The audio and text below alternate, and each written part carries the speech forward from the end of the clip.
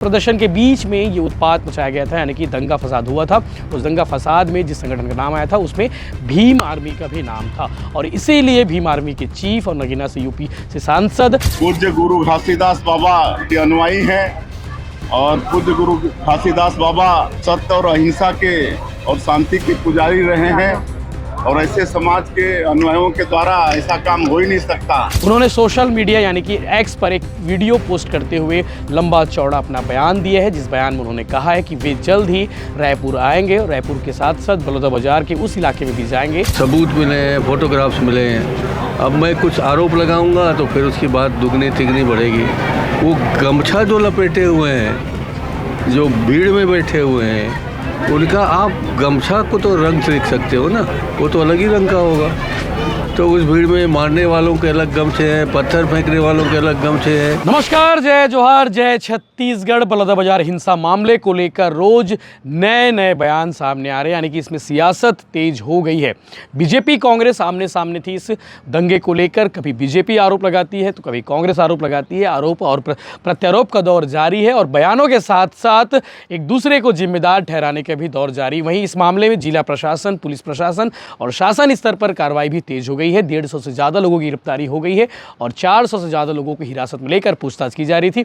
इसके अलावा जिला प्रशासन ने सोशल मीडिया में कड़ी निगरानी करने के लिए एक समिति का भी गठन किया है। वहीं जिन कलेक्ट्रेट बिल्डिंग की जो विभागों के दस्तावेज जल गए थे, उन दस्तावेजों को संवारने, उन दस्तावेजों को संकलन करने का काम भी दोबारा शुरू हो चुका है। इसके लिए कलेक्टर दीपक सोनी की ओर से एक अलग से कमेटी का गठन किया गया है। आज इस मामले में हम बात करेंगे चंद्रशेखर आज़ाद का। चंद्रशेखर आज़ाद नगीना उत्तर प्रदेश से सांसद है और भीम आर्मी के चीफ हैं। उन्होंने सोशल मीडिया यानी कि एक्स पर एक वीडियो पोस्ट करते हुए लंबा चौड़ा अपना बयान दिया है, जिस बयान में उन्होंने कहा है कि वे जल्द ही रायपुर आएंगे और रायपुर के साथ साथ बलौदाबाजार के उस इलाके में भी जाएंगे जहां पे ये हिंसा हुई है और जो लोग इससे प्रताड़ित हुए हैं, जो लोग इससे प्रभावित हुए हैं, उनसे वे मुलाकात करेंगे। भीम आर्मी के चीफ चंद्रशेखर आज़ाद के पोस्ट के बाद उनके समर्थन में भी पोस्ट आया। आपको बताते हैं कि शिवम यादव नाम की आईडी ने लिखा है, बिल्कुल चंद्रशेखर भाई, आपको जाने की ज़रूरत है।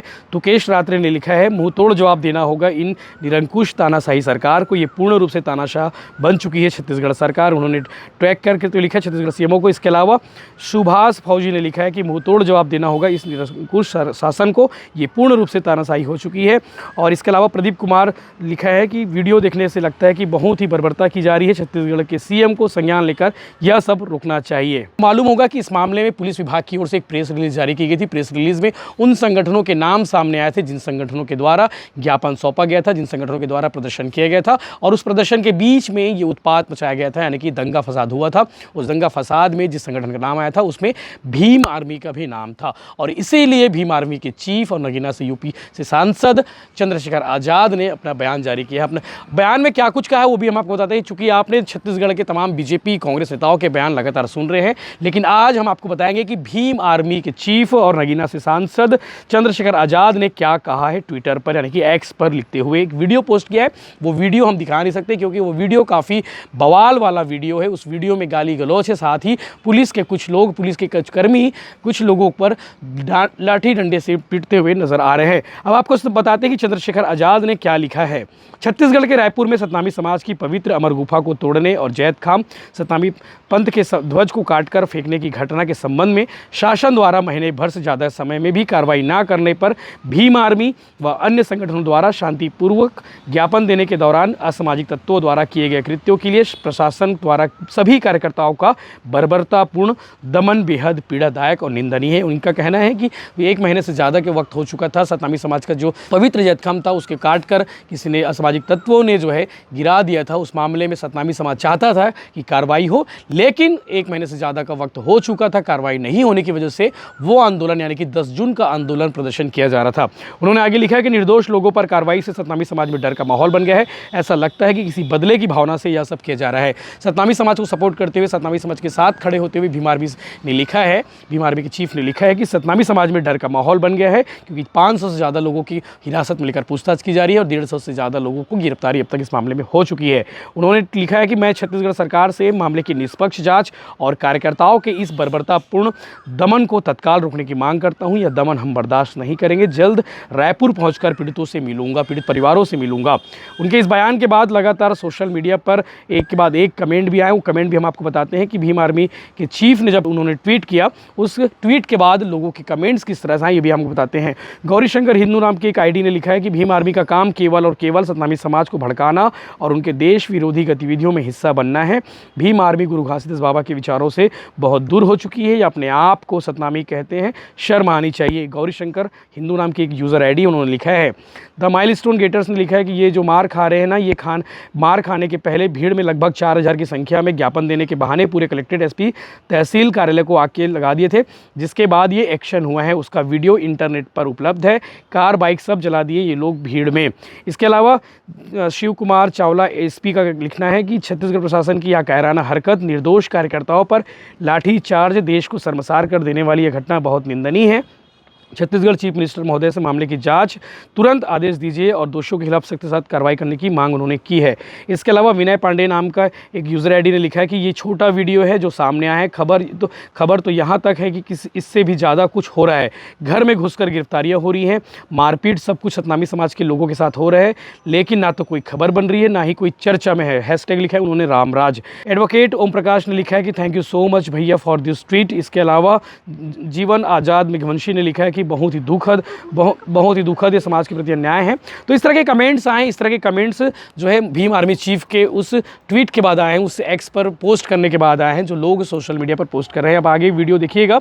इस मामले में राजनांदगांव में कल मुख्यमंत्री विष्णु देसाई पहुंचे हुए थे। उन्होंने बलौदाबाजार हिंसा मामले को लेकर बयान दिया है, जिसमें उन्होंने कहा है कि ये साजिश थी और ये साजिश करने वाला कोई और नहीं, कांग्रेस पार्टी के लोग थे। वो भी आप आगे वीडियो देखिएगा। इसके अलावा चरणदास महंत ने भी इस विषय पर कहा है। उन्होंने भी सरकार को घेरा है। चरणदास महंत नेता प्रतिपक्ष है और सरकार को घेरते हुए उन्होंने बयान दिया है कि इस विषय को लेकर उनका क्या कहना है। उन्होंने एक क्लू भी दिया है जिसमें ये साफ नजर आ रहा है कि कैसे असामाजिक तत्वों के लोगों ने इस कृत्य को अंजाम दिया है। तो बलौदाबाजार हिंसा मामले में आगे भी सियासत होती रहेगी, इसमें कहीं कोई शक नहीं है, क्योंकि जब तक मामला पूरी ओर से मामले की जांच नहीं हो जाती, जांच रिपोर्ट नहीं आ जाती, तब तक आरोप प्रत्यारोप का दौर जारी रहेगा। लेकिन उन लोगों का क्या होगा जिनकी गाड़ी जली है, उन लोगों का क्या होगा जिनके दस्तावेज खाक हो चुके हैं, उनके लिए ये वक्त जो है दर्द भरा है। इसके अलावा सतनामी समाज की ओर से ये कहा जा रहा है कि सतनामी समाज की आवाज़ को दबाया जा रहा है। सतनामी समाज के लोग, हालांकि सीएम विष्णु देसाई से मुलाकात किए थे, उस मुलाकात में उन्होंने साफ कहा था कि इस कृत्य में, इस दंगा फसाद में सतनामी समाज के लोग नहीं हैं,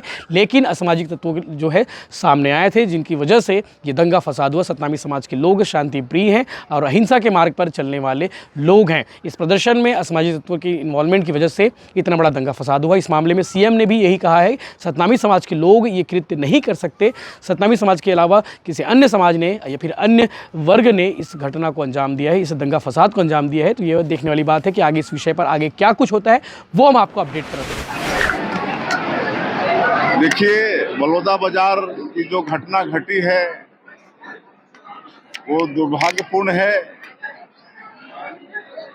लेकिन उसमें समाज के लोग बड़े दुखी हैं। जिस समाज का वो कार्यक्रम था और वो समाज पूज्य गुरु घासीदास बाबा के अनुयायी हैं और पूज्य गुरु घासीदास बाबा सत्य और अहिंसा के और शांति के पुजारी रहे हैं और ऐसे समाज के अनुयायियों के द्वारा ऐसा काम हो ही नहीं सकता। लेकिन ये जो भी कृत्य हुआ है इसमें कांग्रेस का भी हाथ है और उसके साथ साथ और भी कई असामाजिक तत्व शामिल थे, उनका हाथ है। डबल इंफ्रास्ट्रक्चर का ब्रेक लगेगा, मेडिकल कॉलेज जैसे कई ऐसे जीरो टॉलरेंस की बात कह रहे हैं आप लोग, लेकिन बहुत सारे यहाँ पे काम रुके पड़े हैं, कई ऐसे इंफ्रास्ट्रक्चर पड़े हुए, कब तक हो जाएगा पूरा, क्या रोड पे रहेगा आप लोग का? सब काम होगा। पिछले 5 साल में कांग्रेस की सरकार में पूरी यहाँ की अर्थव्यवस्था चरमरा गई है, लेकिन यहाँ की जनता ने फिर भारतीय जनता पार्टी पर विश्वास किया है। निश्चित रूप से यहाँ की अर्थव्यवस्था भी ठीक होगी और जो 3 करोड़ जनता ने जो भारतीय जनता पार्टी पर विश्वास किया है, यहाँ विकास का काम बिल्कुल होगा और हम 3 करोड़ जनता के विश्वास में खरा उतरने का पूरा प्रयास करेंगे, हमारी सरकार करेगी। आरोप लगाने की कोशिश हो रही, कितनी वाजिब है और कल क्या पाया आप लोगों ने कमेटी में? देखिए, कल हम लोग वहाँ गए थे तो जो कुछ हुआ है वो तो बहुत दुर्भाग्यजनक है। इसकी शुरुआत बाबा जी के जय स्तंभ को तोड़ने के दिन से हुआ है और जो छत्तीसगढ़ शांति सद्भाव सौहार्द का केंद्र है, वहाँ आप उसके प्रतीक बाबा जी के प्रतीक अगर स्तंभ को तोड़ेंगे या नुकसान पहुँचाएंगे तो स्वाभाविक है कि सतनामी समाज में आक्रोश बढ़ेगा। अगर उसकी जांच सरकार कर लेती, सरकार उन लोगों को पकड़ लेती जो तोड़ने के लिए वहाँ पर जिम्मेदार हैं, तो ऐसी घटना नहीं होती। सरकार ने उसके लिए भी कुछ नहीं किया, नंबर 1। दूसरी बात, 10 तारीख को जो वहाँ सरकार को ये मांग करने आए थे कि सीबीआई की जांच कर लीजिए, आप जांच नहीं कर पा रहे हैं, तो उस मांग को भी नहीं सुना। एक दिन पहले आपने न्यायिक जांच की घोषणा की जिसका पता भी नहीं चला। इस बीच कुछ असामाजिक तत्वों ने जो तोड़ फोड़ वहाँ मचाई, उसके बारे में ढेर सारे सबूत मिले हैं, फोटोग्राफ्स मिले हैं। अब मैं कुछ आरोप लगाऊंगा तो फिर उसकी बात दुगनी तिगनी बढ़ेगी। वो गमछा जो लपेटे हुए हैं, जो भीड़ में बैठे हुए हैं, उनका आप गमछा को तो रंग देख सकते हो ना, वो तो अलग ही रंग का होगा। तो उस भीड़ में मारने वालों के अलग गमछे हैं, पत्थर फेंकने वालों के अलग गमछे हैं। तो इसको देखना चाहिए कि आखिर कौन सा दल ऐसा गमछा पहनता है। हम कई लोगों ने ये शिकायत की कि हाँ बाहर से आदमी आए थे और नागपुर से आदमी आए थे, अलग अलग ज़िलों के आदमी आए थे, तो उसको बुलाया किसने था? बुलाने वाले का नाम पता कर लीजिए। खाना जो 25,000 लोगों का बना है, तो खाना बनाने वाला कौन था, किस किस लोगों ने चंदा दिया, उसका नाम पता कर लीजिए। टेंट लगाए हो, उसका पता कर लीजिए कौन कर रहा है।